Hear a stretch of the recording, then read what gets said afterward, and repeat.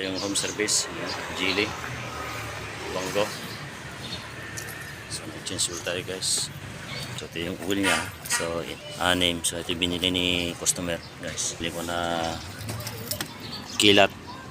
Ayan, sa ating ang tanggal sa kuan. Cordless sa ating 3-8 drive na yan. Kuan ni guys. Pang ratchet wrench. Ayan, so ito yung ratchet wrench sa 3-8 drive. So yan, the battery na guys. Pull natin kanya oil. Ayan, yung plug washer nya pinata na natin guys, pang tanggal sa filter wrench. Okay, yung filter nya guys, so linigay ko na.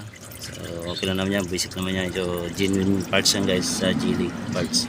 Okay, sa ilalim dito tayo sa kanya guys, marble. Ito rin niya guys, so okay pa man.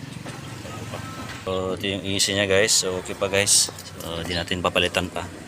So dito nakalagay yan guys. Oh, ito yung arrow niya guys, dapat nakababa yan. So hindi dapat nakababa yan guys. Ayan guys, so okay na. So ilalagay natin yung drain plug washer niya. Drain plug. Ayan, so lagay na natin. Wala nang tumutulo guys. Okay, yung bolt nya sa drain plug oil pan guys. Okay, supitan na natin.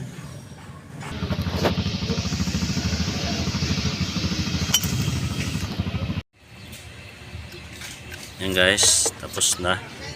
So hindi natin konti.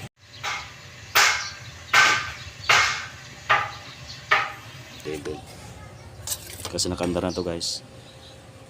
Yan, so okay na.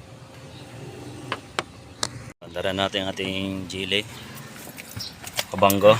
Yan.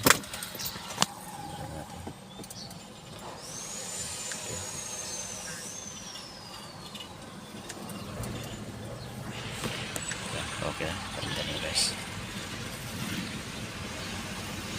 So ayan guys, nakandar na. So tignan natin yung engine oil label nya. So yan, famous na tayo guys. So yan, yung oil nya guys. Guys, tignan natin yung oil label. Ayan, so okay na guys. Ayan, sakto na.